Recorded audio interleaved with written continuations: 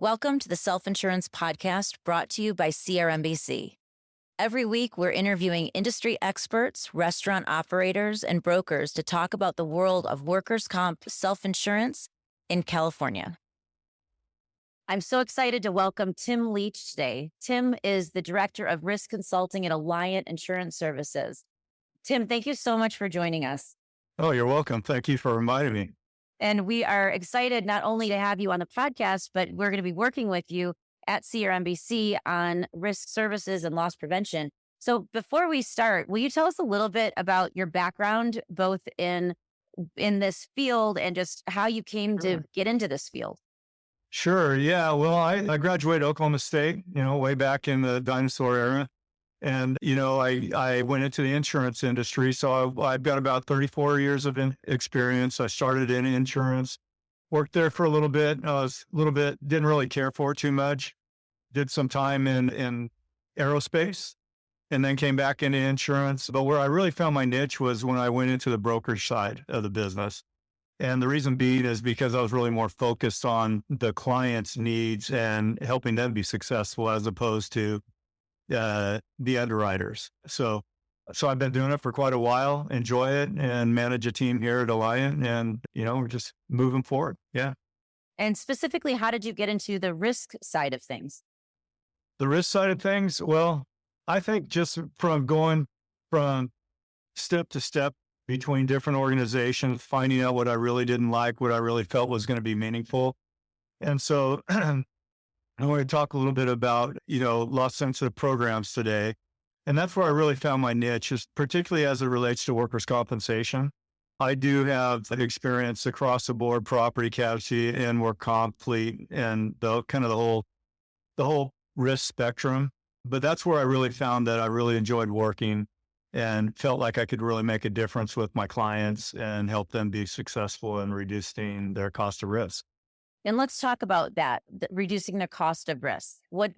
So our audience are members, are potential members, so restaurant owners or really anyone that has a workers' comp program, but also brokers. Sure. So some of these words, they might have some understanding of what that meaning is, but can you talk more specifically what you mean when you say that? Sure. So if you look at it as a pie, you think of a pie, right? You're going to have a number of different elements that kind of contribute to your total cost of risk. You might have an internal person, an administrator or something internal that you're paying a salary for. You're going to, if it's a loss sensitive program with a deductible or an insurance or a self-insurance retention, you might have collateral that you have to, pay or put up and pay for. You're going to have claims costs that you're going to have to pay for. But the biggest aspect of your total cost of risk on a loss sensitive program, again, the ones that would be a deductible or self-insured retention, are going to be your loss retentions. And those loss retentions usually can make up somewhere in the neighborhood with work comp, somewhere in the neighborhood of 70% to 90% of your total costs. Oftentimes what clients get focused on is they get focused on fees. So for example, what are we going to have to pay our broker? And what's our insurance going to cost? And they kind of miss the, forest through the trees, as they say. So, yeah. So what I like to do is focus on that loss retention, the loss retentions, because by doing that, it kind of shrinks the whole pie, if you will. And what do you define loss retention for the audience? Okay. So loss retentions are going to be those losses that the organization, that in this case, a restaurant, if they have a loss sensitive program, that's going to be what they're basically paying out of pocket for example, or they're having to put up, a collateral for it, or the money's in escrow or what have you. But essentially it's dollars that are coming out of their pocket. They're not insured. Okay. So if a client had, let's say I work with clients, sometimes they'll have as much as $1 million per loss. And when you have a lot of work comp claims, that could be it might have a cap on it in aggregate, but they're responsible for that first $1 million. So, you may have several $1 million in losses that you're responsible for that are not transferred to the insurance company. And how can in this case, a restaurant owner, because we Sure. do loss prevention as a whole group. but let's look at individual restaurant owners. How can one restaurant owner have an impact on this in their operation? Yeah. Well, so the retentions are going to be made up of, the claims costs, obviously, but the number one thing you can do to reduce the loss retentions is to reduce claims. The best claim that you can ever have is the one that's never occurs, right? So focusing on those loss frequencies with insurance, or excuse me, with restaurants, obviously you're always going to be looking at slips, trips, falls, strains and sprains, things like that. So having a targeted approach that will reduce those types of claims will have an impact on your loss retentions, because over time, if you reduce the frequency, which we can control, the severity will come down. And that's happened every time I've ever done this for the most part. Yeah. Well, let's get more in the weeds. What are 3 to 5 characteristics of a very successful program? Okay. Well, I will tell you that I've done a lot of large risk management assessments and for large organizations, and it's consistent throughout. It doesn't matter what industry or what we're talking about. I just recently did one with assessing an aviation program. They have the same issues there in the program as that I see in normal organizations. But essentially, it's just like any other management system.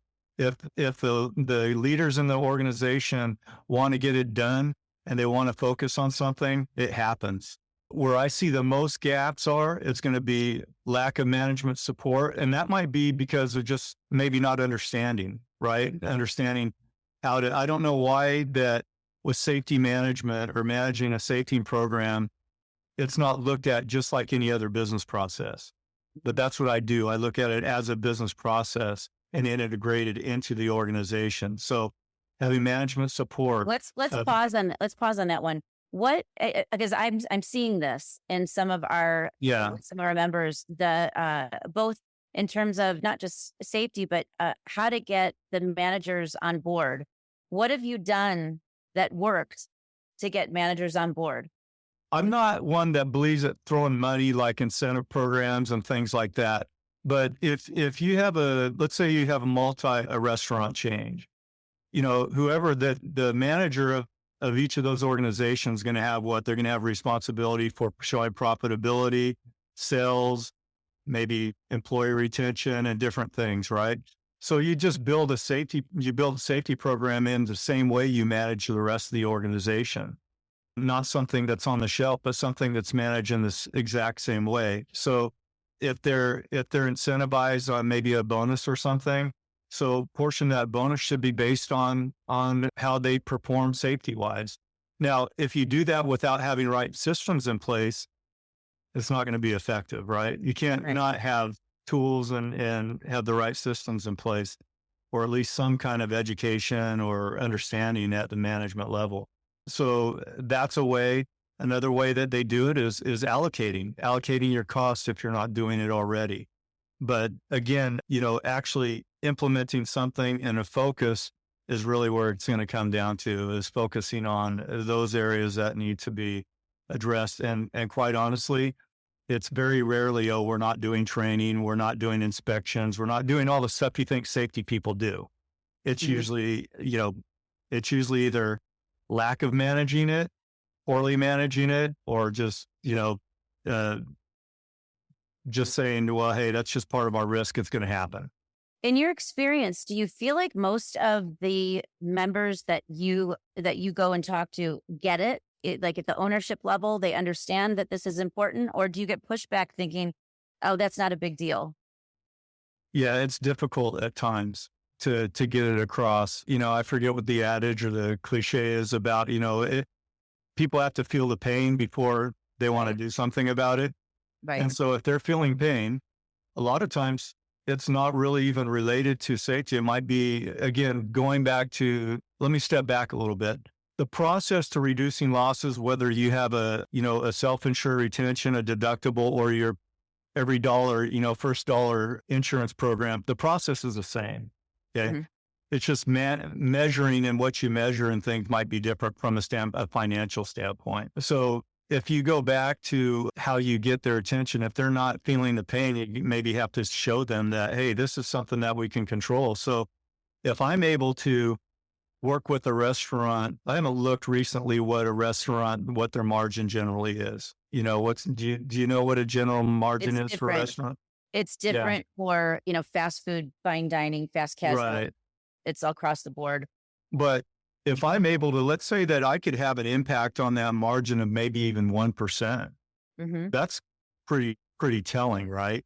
Hmm. So in order to do that, you have to do some financial analysis as far as how we're going to reduce the losses, making sure that, hey, not that we don't want safe organizations, but we also want to have a return on whatever we're investing into that organization, right? And if that means improving safety and reducing accidents, and we can increase our margins, be more competitive because now maybe we're not as impacted by things like inflation and things like that, and having to increase our prices more to keep up because of losses, then those kinds of things are really what, in my mind, are more telling than going out there and saying, "Oh well, OSHA says," Hmm. or Right. things of that nature. So it's Especially really that's a, getting it into business process and having the yeah. business understanding of implementing the right procedures and so on and so forth.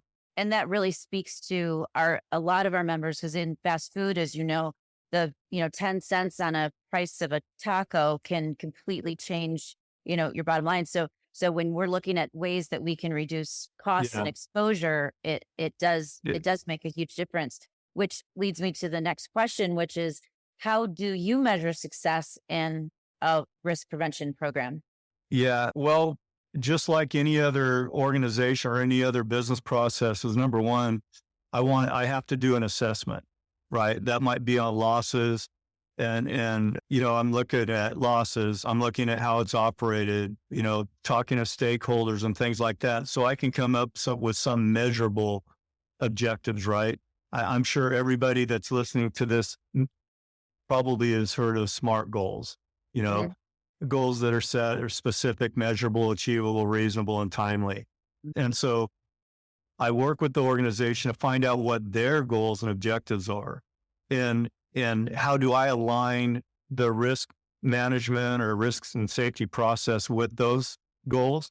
Now, and if reducing incidents and accidents are part of that, then that's what we'll measure. But we want to measure them, we want to implement the process, and then we monitor and make sure that it's a continuous improvement process, right? Then we monitor it to make sure that we're achieving what we set out to. And if we're not, we go back to the drawing board and say, hey, let's take a look at this and what do we need to change? But measuring that success. So that's how I measure it, Yeah. is through that process and through objective goals and objectives. So let's get even more in the weeds. How do you specifically reduce losses in a company?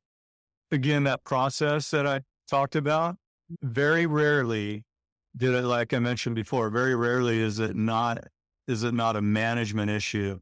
I read a book by Patrick Lencioni. I forgot the name of it. He wrote the one that that I would recommend, that a lot of people might have heard of, is the five dysfunctions of a team. Oh yeah. Yeah. And he wrote another book. And the very first line, it's the only thing I remember from the book.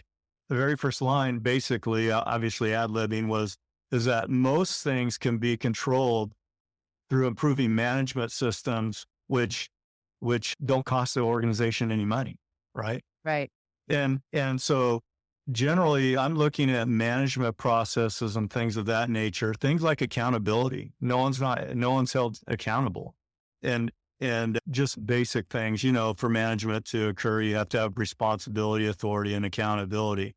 So understanding those things and then applying safety, you know, how I bring safety into it. A lot of times I'm not even bringing anything safety. I'm not doing inspections. I'm not doing training.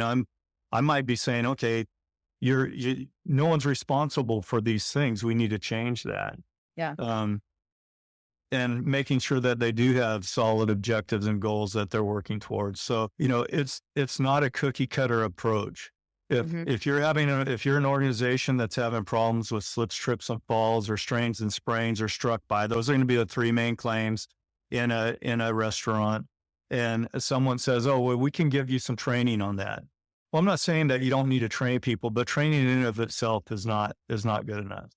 Along that same lines that you were just talking about, one of my frustrations with some loss prevention that we've used Sure. over the years was it was almost as if they were acting in a silo where they were going out and doing loss prevention services. Yeah. There was no communication between claims and underwriting and loss prevention. Right. So as the CEO and as a member owned, nonprofit, we want to make sure that every dollar that we're spending makes a difference. So Yes. what we were finding was we would hire a loss prevention company and they would spend most of their time making sure that there were eye wash stations when we don't have any claims on eye injuries, which Yeah. regulatorily we know that those things need to happen, but that's where all their time was spent on regulatory things Yeah. as opposed to, hey, we just saw an uptick in this type of claim or this particular member, hey, these locations that are managed by this manager are having issues.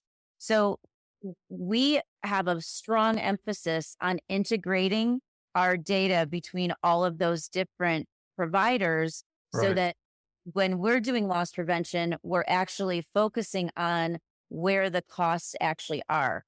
What Right. do you guys do in that regard? That's exactly what we do. Pretty much everything starts with a loss analysis. And so analyzing losses over, let's say, even 5 years is almost too long because there's so many changes in operations. We had a COVID, things of that nature. But understanding where their losses are coming from, how do they compare to others out there? We can do that as well.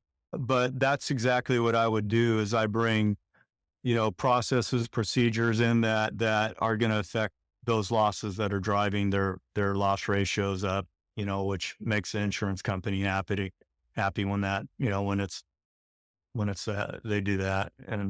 And so that's what we do. We start with a loss analysis, but you have to understand the operations of the organization. What you're explaining to me is pretty much, it's almost like the discipline is guilty of that very thing of what you're saying. We have references to that, but it's just an inspection. It's all compliance driven. You can be 100% compliance and still have all kinds of losses. I Exactly. can work with a loss prevention program and get them to reduce losses. And the byproduct of that is being compliant. Right, right. What do you see as current trends? Is there anything current happening either with, things going on within the state of California or going on within restaurants that you think is impacting our membership or is going to impact them in the next couple of years? What I will say is that, California just passed their workplace violence. Are you familiar with that? Oh The yeah. SB 553. So, that's something that's driving a lot of activity out there.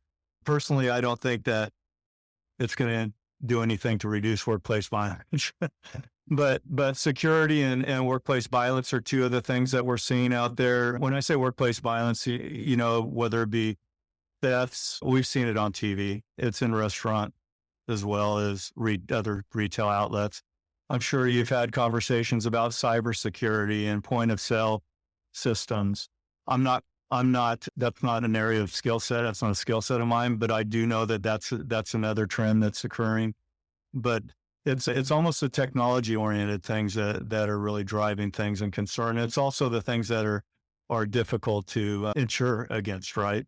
And prevent against. The other one I would say is obviously the wildfire issues and some of the nat cat, if you will, the natural catastrophe type things that are going on that, climate changes that have occurred that are driving losses up, driving insurance costs up.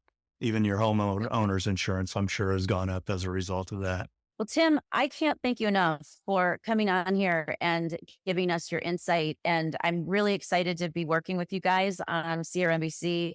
And just any parting words for our members?